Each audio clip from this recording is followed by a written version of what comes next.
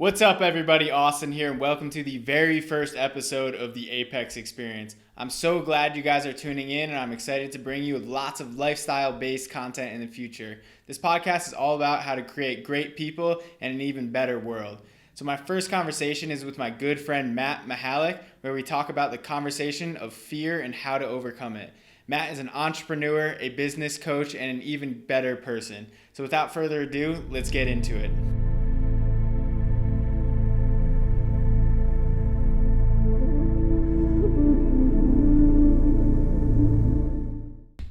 All right, brother. I think we're live. What's up, everybody? How's it going, bro? It's good, dude. I heard you had a little crazy morning today. You want to chat a little bit about what we were chatting about earlier? I think we could start off on the topic of fear, because I think it was very prevalent in my mind today. Just starting this podcast up, with a lot of doubt coming into my mind and just thinking in like the little self. So I kind of wanted to just drop on that topic of fear to start it off, because I feel like it's very prevalent today. You talked about it a little bit earlier in like how to overcome it. But let's kind of just start jamming on that a little bit. Yeah, sure. You gonna intro me, or if you will just guess? I'll do it beforehand. No? Okay. Oh, gotcha. Okay, cool. Yeah. Sorry. Fear. What a motherfucker. I could swear, right? Yeah, for sure. Yeah, it's interesting. I think we are afraid of things that we make up stories, right? We start being afraid of things without even knowing if that's what's going to happen, right? So it stops us from doing things that we would really want to do, maybe things we would want to try, but we don't, because we're afraid of the quote-unquote failure, or what people might think of you, or the consequences after, when you don't even know if that's really going to happen. Mm-hmm. Yeah, I've heard the acronym before: fantasized experiences appearing real. So fear. It's good. So you're kind of imagining things in your head to go wrong, even though they might not even be a possibility of going wrong. And I think that has a lot to do with what I've been exploring a lot recently, is obviously just living in the present moment. And all of the fear comes outside of the present moment. So if you're in the present moment, you can't have fear, because the things that you're imagining won't actually happen yet. Which you can relate that to anything, whether it's business or life or fitness or whatever it may be. But what's something that you feel like you've overcame in the past, like, or been working on in the past year or so, with overcoming fear? Well, you know what? You actually said it perfectly, where I've actually been in this idea of letting go has been coming up a lot in my life. I would say the past month or so, a little bit more. And I was struggling with, what does that exactly mean? What does letting go mean? And I think you said it perfectly, living in the moment, where it's like, I have goals and I know what I need to do to get to those goals, and just letting go of the outcome, living in the moment, doing the things I know I need to do to get to my goals, and then not worrying about, like, if I have a goal to make X amount of money by the end of this month, instead of, doing something and then oh shit, is this gonna get me to my, am I gonna make the money? And like, oh, if I have a sales call and I don't get the sale, now I'm gonna be fearful that I'm not gonna get to my goal. Where it's like, no, you're on the sales call, you're doing the thing, that's awesome. You just learned something from that sales call. Yep. That's gonna make you better on the next sales call. So enjoying that moment of like sitting with that, like, oh, I didn't get the sale, that's great, I love that. Right. And like I said, learning from that and being like, cool, this is perfect. It's not getting me further from my goal. It's actually helping me get closer to my goal, and I'm okay with whatever happens. Right, because I think one of the biggest things you said is, like, don't put your worth in the outcome of the sales call or the outcome of whatever you do. Like, you ought to live in the moment, and the part of the process is like, that's enjoying the process. So if you're just waiting for something to happen so then you can live, then you're never actually going to live. So if you're like, oh, like, I'm going to be happy when I make $10,000 a month, I'm going to be happy when I lose 15 pounds, I'm going to be happy when I have the girl of my dreams, or whatever it may be, instead of living in the moment and being like, the whole process is what you're supposed to be enjoying. So that's about like bringing it back to the present moment and not really worrying about, oh, in 2 years from now, I want to be this rock star making $1 million a year and doing all this stuff. So, because 99% of life is the process. So if you're not enjoying the process, you're just waiting to live, and then you'll never live, which is a little crazy. No, but yeah, it's perfect. It's honestly like I talk about this a bunch in the course that I have, but it's the be, do, have. Mm-hmm. You got to become that person first. You got to do the things, then you can have everything you want. Mm-hmm. You don't have the $1 million. Right. Oh, then I can be the type of person who donates and lives this fulfilled life, mm-hmm. and then I do all the things mm-hmm. after. Right? You got to be the person first. Mm-hmm. And so a big part of that is living in the moment. And I was just having this conversation earlier this morning, but I rode my bike cross country, bicycle, 5,000 miles, mm-hmm. 90 days. It was the best time of my life. And I truly realized the cliche of it's the journey, not the destination. Mm-hmm. It was every day of, it wasn't like, I got to get to the other coast so I can complete my trip and yay, and I get to check off the box that I rode my bike cross country and now I get to tell a story. It's like, no, it was living in that moment, living every single day, meeting new people, new experiences, overcoming challenges. That was the beauty of the whole trip, and that's the beauty of life. Mm-hmm. Yeah, for sure. And I think using that to your advantage, like when you're biking across the country, you're just embraced into nature, and going into nature just, I feel like for me, just immediately brings me into the present moment. Whether it be mountain biking or skiing or just going for a hike, it brings you from your narrow focus. I want to make a bunch of money. I want to work really hard. I'm going to work out every day, and you're just narrowly focused to just having a broader view of what's going on in the world and kind of letting you live more in reality. Because I feel like a lot of times, no matter how much you do self-work, you're skewing reality, and like your perception of reality isn't a true representation of what's actually going on. You can get closer to it, but I feel like it's really hard to know exactly what's going on in reality, like having a true understanding. But you can have your interpretation of what's going on, but bringing yourself into nature and into the present moment, you can reflect on that and bring yourself a little bit closer to what true reality is, rather than getting pushed around by your narrow focus, the people around you, and getting impacted. So a lot of that, it just intertwines together. I think we started talking about fear. We did, yeah. But it all intertwines, and we just start talking about life, which kind of, I'm going on a huge tangent here, but when you bring it back to fear and not wanting to do something, I feel like fear pushes you more towards reality, because you're living in your comfort zone and you're not actually pushing yourself, and you're staying in your little bubble, so then you can't get that broad focus if you're not pushing yourself to do something that's outside of your comfort zone. And for me, it's prevalent today, starting the podcast and just having like that little voice in the back of your mind, like, oh, what if you and Matt can't talk about something for an hour? It's like, we've hung out a million times, like we've never had that problem before. So it's kind of just like, all right, let's just start talking about something, and then it'll just figure it out. The mic's on, the camera's on. Oh God, I'm freaking out. Yeah. But yeah, dude, there's so many things I could spin off of what you said, but just continuing on the fear. I think it was a podcast with Tim Ferriss and Jamie Foxx, and Jamie Foxx said, "What's on the other side of fear? Nothing." And you think about it, and if your listeners are following you and they might be doing some ice baths, right? I know you love your ice baths, so do I. The scariest part is before you go in, because you're imagining all this stuff. Yeah. But once you're in, it's okay. You slow down your breath. You're just sitting with it, and ultimately you realize you're not gonna die. And I think that's the biggest thing, where it's like, no matter what happens, you're not gonna die. It's okay. And the fear is great. The failure is great. You're gonna learn so much from it. Yeah. And it's just gonna make you a better person. So why not lean into the fear? Why not do things that are scary? Yeah. Because I mean, there's no growth when you're comfortable. Right. Yeah, I think that's one of the biggest things for like one of my New Year's resolutions. It's January 6th right now. So it's the first Wednesday of the year. So just kind of leaning into that, and like I was staying very comfortable and like, okay, I'm going to run the gym. I'm going to sell in-person gym clients. I'm going to work out, and like that's pretty much my world. Like you hang out with your friends, you have like those things, you go out in nature, but like that's pretty much your world. And like this year I wrote down a bunch of things that I've had on my mind for probably 3+ years. Like, I want to do this, this, and this. And it's like, what is holding you back? And it's really just your mind. Yeah. So like for me, like I want to get into like the real estate world. And it's like, okay, if I put the same mindset into that I did before starting the gym, like there's no way I'm going to fail.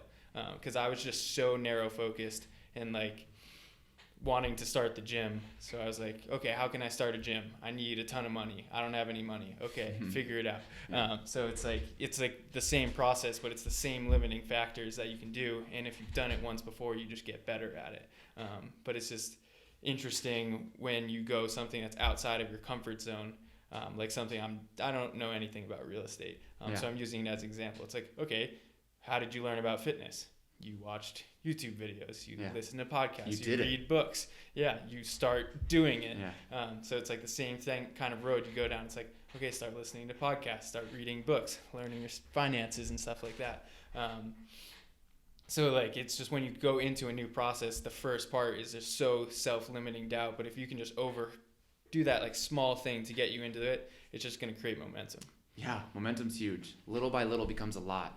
And I think what fear does stop a lot of people, but a big part of my life and how I got to where I am now is just trying stuff.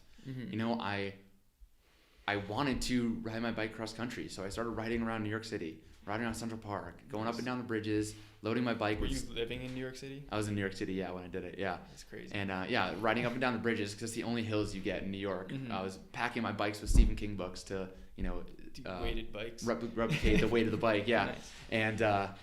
And I slowly grew to it, and then I just did it, and I just rode my bike cross country, and it's scary, but holy shit, did I realize that this country, there are so many incredible people in this country, right?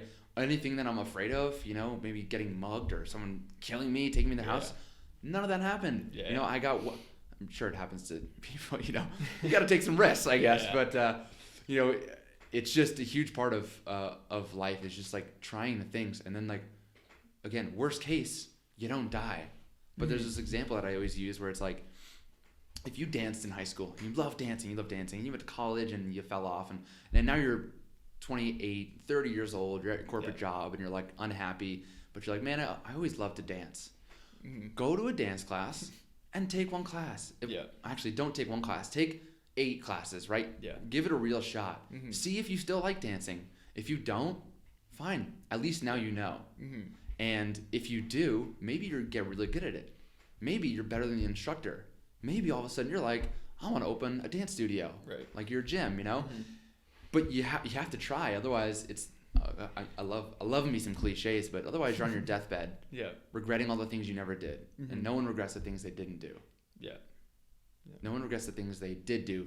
They regret the things they didn't do. Right. So you just got to go try and then again, getting back to the fear thing, the fear is what's stopping us. But once you realize there's nothing on the other side of fear, that's the worst it's going to get. These stories you're making up, that's honestly the worst it's going to get. It's typically always better than the stories you make up in your head. For sure. So just go for it. Yeah. Did you go across country by yourself? Yeah, I started by myself. I started in New York City. First 2 weeks were by myself. There's a few routes up in north and south, east and west across the country. This one I did was the original cross-country bicycle route. I made my way to it in 2 weeks, so it starts in Virginia. I met up with it somewhere in Virginia. I think that's where it was. And then from there, I met 2 dudes from New York City, both musicians, a guy from London, rode with them for like 3 weeks. Then I met a father-son duo, rode with them for like 3 weeks, and and they were so nice. And dude, we meet people and they're like, "What are you doing with these bikes that have all this gear on it?" We're like, "Oh, we're riding across the country." They're like, "Are you serious? Let me buy you lunch. Come stay at my house. Take a shower, do laundry." And it's like, I would never have done that, growing up in New York City on the East Coast. And for sure. But these people are so welcoming, and it's like, there were some sketchy times, but being prepared, holding my knife to my chest as I fall asleep in my sleeping bag when there's some crazy dude walking around the park, but he didn't do anything, and here I am alive. But that was one night out of 90 nights that were just incredible. It only took you 90 days. Yeah, 90 days. I think it was 13 rest days. So it averaged to be about 66 miles a day. Yeah, and then you were sleeping in a tent most nights. Yeah, tent, town parks, sometimes like state parks, like Shenandoah Park and Rocky Mountain National Park, things like that. A lot of the times there's this app called Warm Showers, not Golden Showers. I did not get peed on. Warm Showers, which is specifically for bikers. You at least get a warm shower at someone's house, but typically those people would let you in for dinner, give you a bed, laundry and stuff like that. Yeah. And then some churches like in the like Missouri. I'm trying to think. Yeah, like around that area. Mm-hmm. I don't remember the states I went through, but did you go through Denver? I did. Yeah, Nice. Came up through Pueblo. Yeah. That's you were south. And then went north. I was actually I was out west of Denver, and I don't know how I found out about Mount Evans, but I was like, oh, you can bike a 14er? Mm-hmm. I'll do that. So I got a motel, left all my like sleeping bag and stuff in a motel, biked up Mount Evans, fucking August. I think it was late August, freezing cold. It was cold. So cold. Everyone's up there like they're getting out of their cars with blankets. So Most like people drive up, right? Yeah. Most people drive up, and it's like, this one family was like, let's go down and get a pizza. And I'm like, oh my God, I got to ride down this whole thing in the freezing cold. But rode up Mount Evans, 14,000 feet, just over, and rode back down, ate a whole pizza to myself, then rode into Denver, stayed for Denver for a few days. And nice. that was 2016. So before I moved to Denver, and that's kind of what sparked it. I was like, this place is awesome. Yeah, you thought like out of all of the places you went, you were like, I want to live in Denver. Yeah, at least as far as like, Idaho, northern Idaho is probably my favorite state. Just absolutely gorgeous. Right. You were in like Driggs or like by the Tetons? Tetons. Well, Tetons is Wyoming. I think it's like right on the border. Okay. Did Tetons, Yellowstone, went north up to Missoula, and then came down through Idaho, northern Idaho. And that was probably my favorite. Like, that was gorgeous. Tetons were gorgeous. For sure. And you were there in the summer too? Yeah, summertime. Yeah. Because being there in the wintertime, because I was looking at land in Idaho. I think I'm biking cross country in the wintertime. Well, I don't know. You're crazy. I don't know what you're doing. But yeah, I was like looking at land, and I was like, I don't know about anything past September up there. You're going to be just drenched in snow. Yeah. Which I feel like Denver is that happy medium. Because, I'm used to having 4 seasons, and I feel like it's the best place to live. Dude, that's what I love about Denver is that most people don't realize is the 300 days of sunshine. Like, isn't it cold and snowing? And I'm like, maybe it'll snow and then it will melt in the morning, and it's like, we're in the coldest part of the year right now, and I feel fine. Yeah. But I'm saunaing almost every day right now. But there you go. If you have a sauna in Denver, you're good to go. All right, why don't you tell me a little bit about the purpose of ice bath and sauna? Purpose of ice bath and sauna. Which one do we want to go into first? Well, you do both, right? Yeah. You'll go back and forth? Mm-hmm. Why do you go back and forth? Let's kind of bring this into like the topic of the nervous system, because that's, you could go like a million different ways with it, but I feel like one of the biggest reasons why you want to do ice and sauna is because of like the contrast of it. A lot of people call it contrast therapy. So you're going into an extremely hot environment. It's 180 degrees in there. You're sweating your ass off. You're bumping music, having a good time with your friends. And then it brings you into the other end of the spectrum. You're going into the ice bath where it's 45 degrees and it brings you more inward. So I can kind of relate the sauna to the fight or flight. So I think it's the parasympathetic or the sympathetic nervous system. And then you're going into ice bath, which is the rest, and it slows you down, which is the sympathetic nervous system. So your relationship between your parasympathetic and your sympathetic nervous system gets like amplified during those sessions. So you have an hour of kind of going into this crazy rest stage and then this crazy up stage where your heart rate's at 140, 150 degrees at the end of the sauna, or 150 beats per minute at the end of the sauna. So it creates this relationship, which is also known as the heart rate variability. You've heard this before. Wow, we just got interrupted. Money started falling from the sky. There was a fire across the street. We just saved a few babies, but we're back. Yep. I think our karma is up for saving a couple of those. Babies, the puppies. Yeah, this podcast is going to go viral now. I heard that. But we were talking about ice and sauna and the relationship between ice and sauna, and now its relationship to heart rate variability, which heart rate variability as like a scientific term is just I think it's the standard deviation in between your heartbeats, so how different they are, but that doesn't really have any relevance to anyone's life, so that's not important. Anyway. Wait, I want to ask you something, because you kind of explained this from someone who's been doing it and is pretty comfortable with it. You mentioned getting into the ice bath is going inward, and you mentioned fight or flight in relative to being in the sauna. But I would say, especially for someone going in an ice bath the first time, there's some serious fight or flight where you get in there and you're like, oh, it's so fucking cold. Oh my fucking God. Right. And you start freaking the fuck out. So So what is it like, maybe more for a beginner, where it's like, well, I guess we'll just stick with the ice bath. Mm-hmm. When you get in there, what's happening? You can get in there. I've gotten to a point now where I can get in and immediately go right to my breath. Right. And slow everything down. Yeah. It's like, cool. Like we were saying before, you're not going to die. It's all good. Just calm down. Yeah. And really get inward, like you said.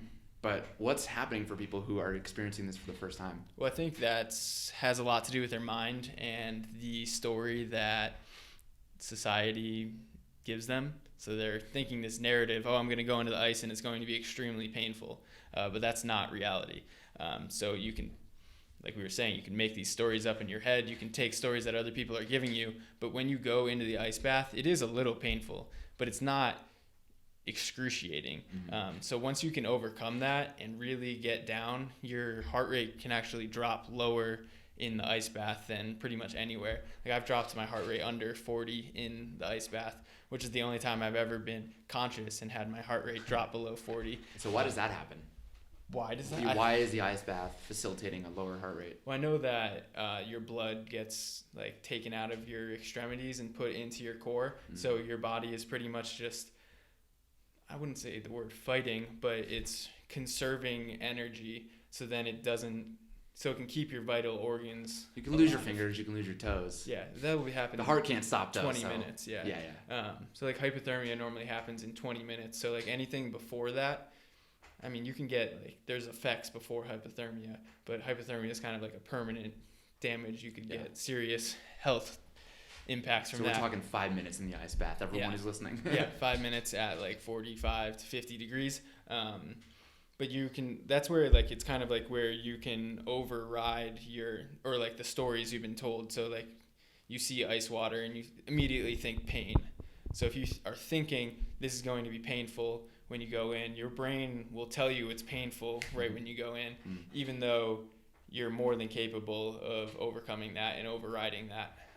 So if you can go into the ice bath and just immediately, like the typical protocol is to go under. I normally put my legs underneath the water. I'll take one breath, go under the water. I'll be holding my nose so then water doesn't get in your nose. So then you can come up and you can immediately nose breathe. And I don't know the exact science behind it, but when you get up, you have about 10 seconds, maybe less, of shit, I want to get out. I think the better you get at it, the less you have that. There's some times where I'm just feel unstoppable and you just go under and you get up and you're like, oh, that was fine.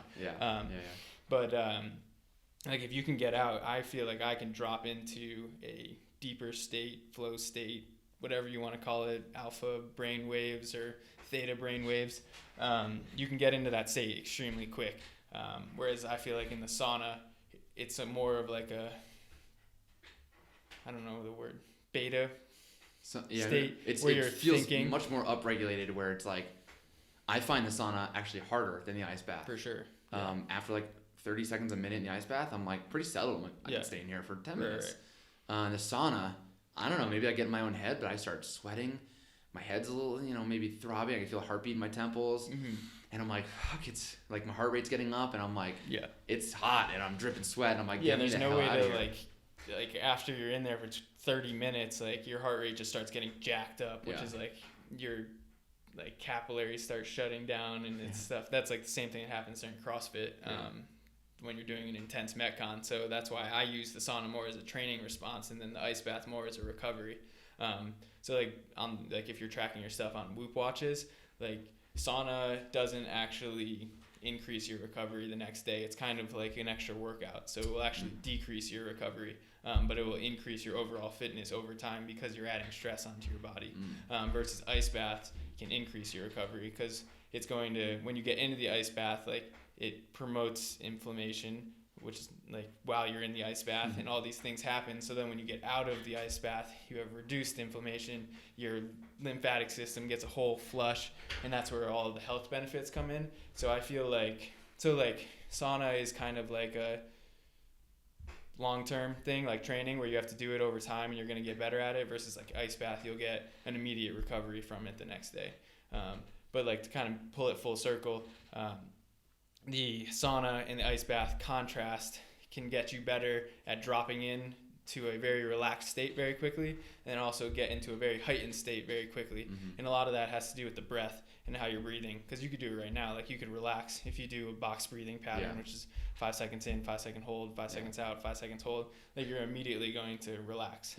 Then you could do the same thing with trying to get pumped up. Like, if you're like doing that type of breath, like, you're going to get pumped up immediately. So you can control it with, like, the sauna and the ice is just a tool to use to get better at controlling your nervous system and controlling your responses to things in your environment. But then you can also use breath as a tool. You can use meditation as a tool. You can use, I don't know, different types of things to going for a increase walk, your being state. in nature. Right, yeah, broadening your focus. Okay, so God forbid there is anyone listening to this who isn't into fitness. I couldn't imagine that be the case.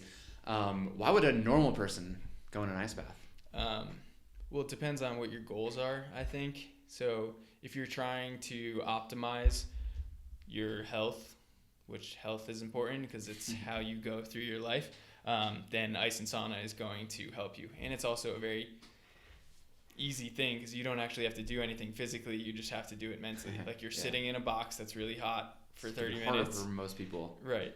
And then you are laying in a ice bath for 2 to 5 minutes. So like, you don't actually have to learn anything. Well, you do. I mean, if you learn how to breathe and control yourself, like, it's going to be part of the process. But like, as opposed to learning how to do a clean and jerk or something, which takes years to do, you can do an ice and sauna with 5-10 minutes of explanation, and that will increase your overall health dramatically. You know what I love about it, about the ice bath? I just had a reel on this of laying in the snow, but it's just your ability to handle stress. For sure. Your brain doesn't know the difference between the stressors of work and money situations, or, you know, doing an intense workout, or sitting in snow, or fighting with, you know, your spouse. Whatever it is, your brain doesn't know the difference. Right. So if you can be better able to handle sitting in an ice bath for 5 minutes, then when other stressors come into your life, you can handle that. Yeah, it's great. And treat it the same way, right? If I'm stressed out because maybe I just lost a client or whatever, or, you know, I got in a car accident that's going to cost me $5,000 and I'm stressed out, just like you do in an ice bath, just breathe, and you can better handle that stress rather than freaking out, being that fight or flight, and wanting to scream it. Well, you can scream at the top of your lungs. I say go for it. Yeah, it helps. Yeah, but that's like going into the primal energy, which a lot of people ignore as well. So you need to embrace that too. But I think the mental toughness, which I don't know if there's any way to quantify that or put science behind it, but is the reason I started doing ice baths, and it's the reason I continue to do them, because there's a lot of things that can increase your health, but there's not a lot of things that you can directly confront fear and pain on a regular basis, because I'm so attuned to, I'm going to go in the ice bath, and I've had it, like, I don't know, I've probably done 300 ice baths or something at this point, where it's like half of the time you're like, oh, I don't want to do this. I don't want to do this. So you can overcome that, and you're like, you can just bypass that, and then you do something that's difficult, which is the same thing. Like this morning, it's like, oh, fuck, like, I don't have the podcast set up perfectly. Like, this might get messed up. Do I want to do this? Yes, just fucking do it. Like, there's no, like, there's a little voice in there, but then sometimes you can even be better than that. And I feel like when I'm in my, like, being my highest self, I can go into, like, I don't even think about going to the ice bath. I'm like, I'm just going to do this. Or you're doing a hard CrossFit workout. It's like, I'm not afraid to go do that. Like, I've done it 100 times, but there are, like, I'd say about 50% of the time I am afraid. So it's interesting that you can bounce back and forth.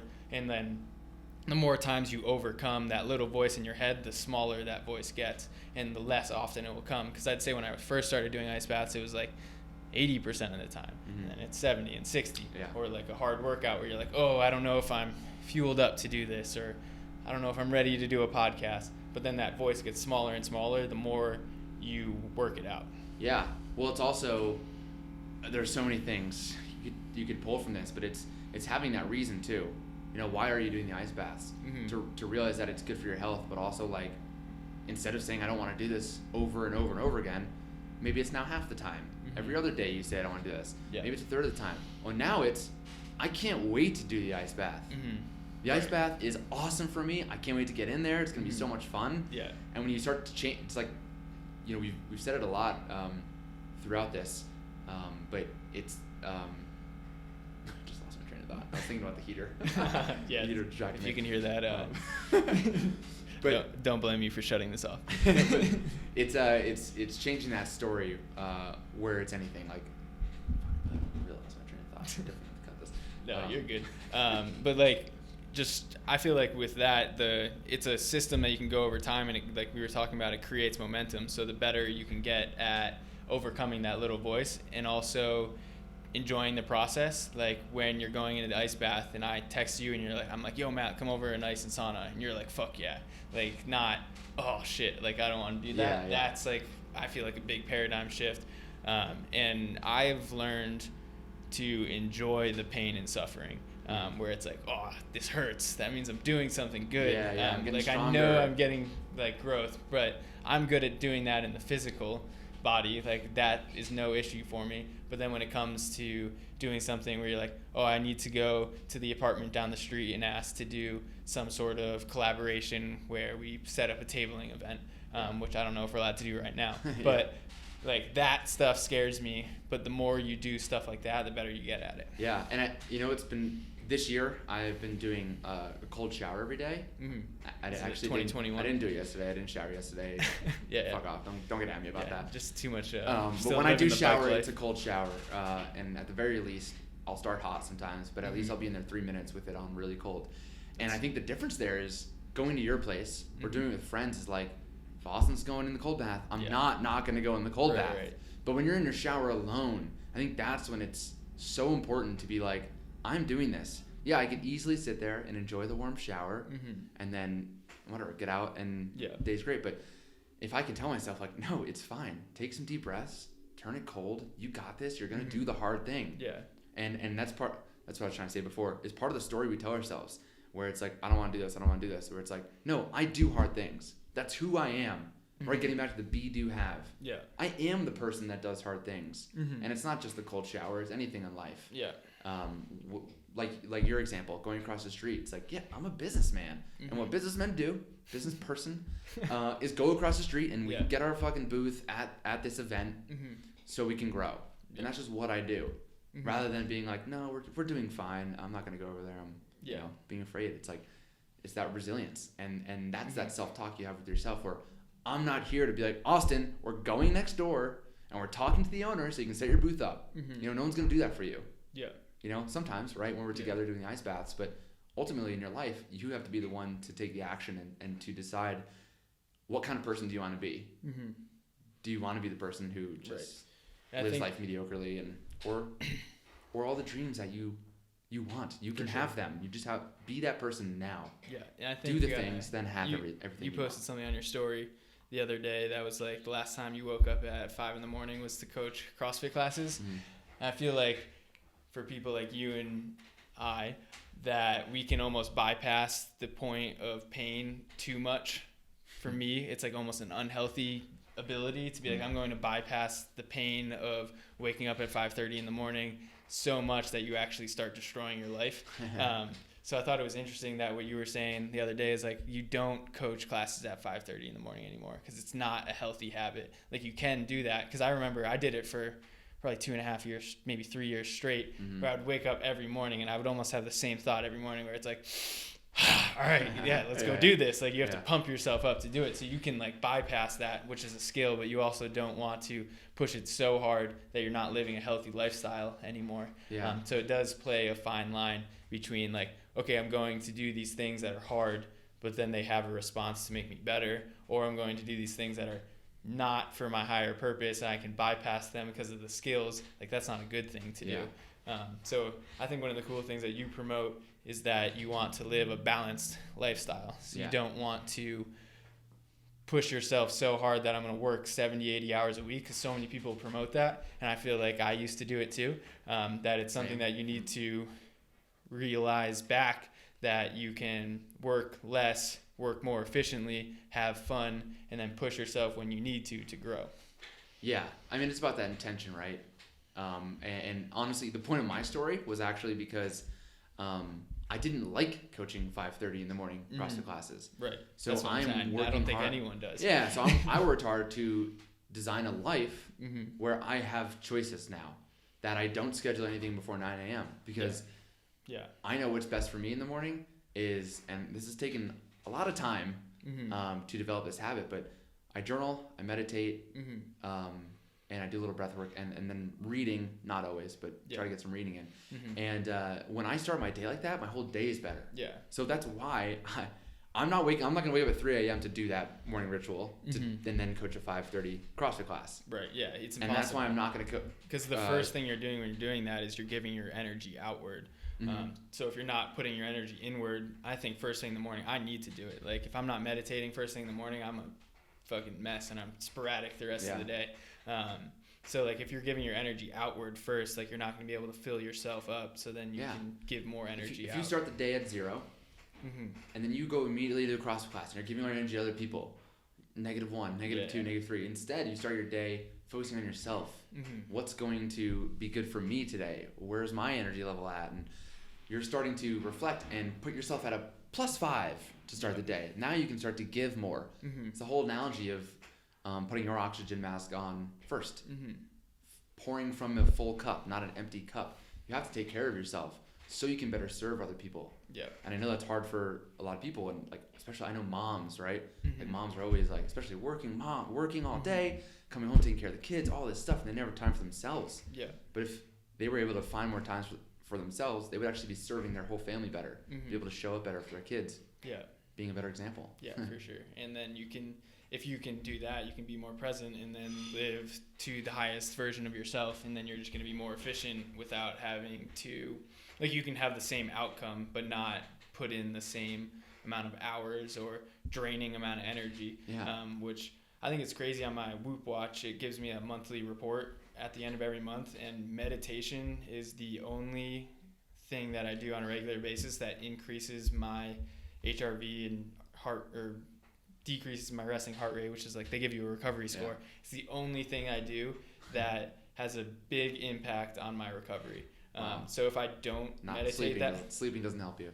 Well, sleeping does, obviously, but it takes into account like how many hours you are sleeping.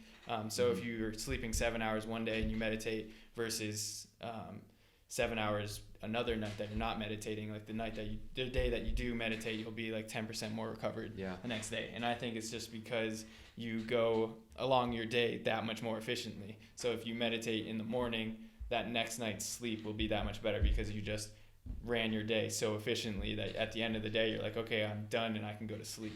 Versus if you don't meditate and you're just running around like crazy all day, then you're finishing your day and you're still kind of running around like crazy. You go to bed, you can't sleep. And then it's just like a crazy downward spiral. I think that's a good point where there's people, everyone wants to know your morning routine, right? But what about your nighttime routine? Because like you said, if you're running around all day and then bam, you just try and go to sleep. But like, let's wind down the day. Let's set up tomorrow so it's a success the night before. I saw this post recently that I thought was interesting. Now, you've probably I've heard this before, but it didn't get this deep, where it was, your body can survive 3 weeks without food. Body can survive a week without water, but you can only survive a few seconds, or not seconds, a few minutes without breath. Your body is telling you what its priority is, and anyone who's done meditation, it's about the breath. Anyone who's tried it, it's like, focus on your breath. Because when you focus on your breath, you're super present. You can't get your last breath back, and you can't take your next breath without this breath. So you focus on that breath as you're meditating, and it's amazing that we just do this unconscious thing all day and never really take the time to like, oh, let's look at this plant, oxygen. I'm gonna take a breath. And my understanding of the breath is that it's a bridge between the unconscious mind and the conscious mind. So it's I don't know if it's the only thing, but it is a thing that you can either have go unconsciously throughout the day. Like we're talking right now, you're not thinking about your breath. I'm like running out of breath, and then you just consciously breathe again. You're talking. I'm breathing over here. Exactly.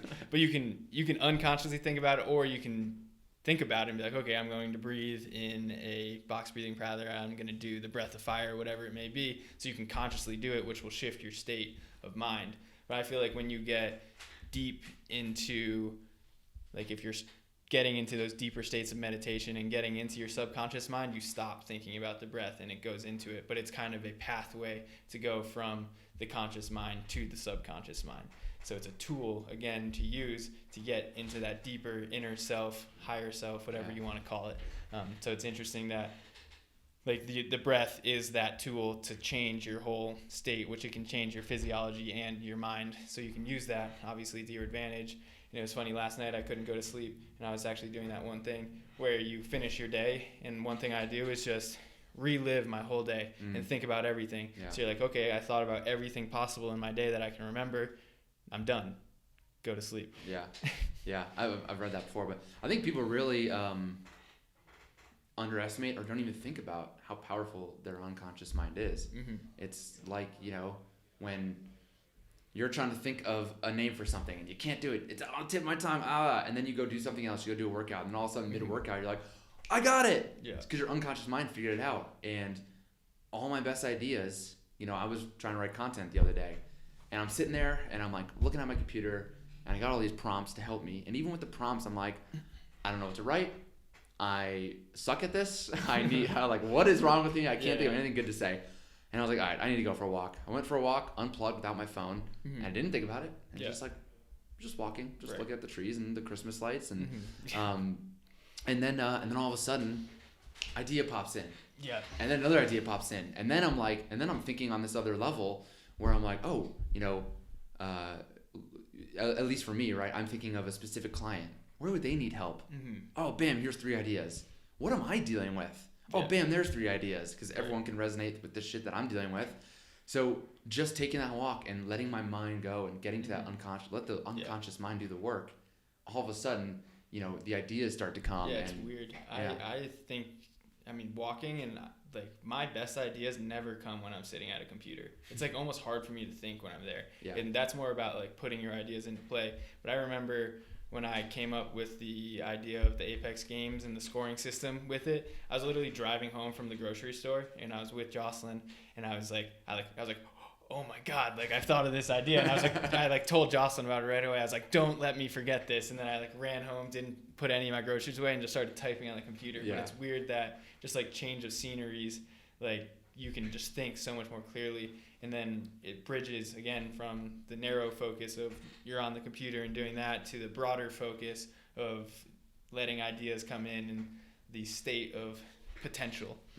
Yeah, it's amazing. It's back to what we were talking about at the beginning. It's kind of the whole idea of letting go a little bit more. And you know, you ever sit in bed and you're just thinking about everything, and you're like, oh, I gotta do this tomorrow, I gotta do this. This person's mad at me, and I gotta fix this issue and all this stuff. And it's like sitting there and thinking about it. It can feel good. I would agree. It's like I need to sit with it. I need to figure this out. It's like no. It's easier said than done, right? But like if we can focus on our breath, let the unconscious mind will figure it out, and then tomorrow you'll be like, I know exactly what to say to that person. And these things just pop up, and it like just solves your life. For sure. And this is the amazing thing. We all have the answers. We all know what to do, right? But we don't let ourselves get there. We want to overanalyze, or we sit in that fear state. Yeah. And we go, no, I'm not going to do these things. It's too scary. Yeah. Where it's like if we put our intention out there, your mind will figure it out for you. And it's pretty amazing. I've been getting deep into that the last few months. Yeah, for sure. Cool. Well, that kind of brings it full circle. We started talking about fear. We can end talking about fear. You got a podcast you're starting, right? Yeah. Is Sunday going to be the first one? Yeah, we're going to start recording. It'll probably be released in February. Nice. You are going to be on it. What's the name of it? We don't have a name yet. Cool. So January, we're, letting the unconscious mind come up with a name for us. Yeah. We'll probably find it walking in nature. Probably. Me and my best friend Taylor Sleaford are starting this podcast, and I've probably thrown 50 names his way. I don't think he's liked any of them. What's the top 3?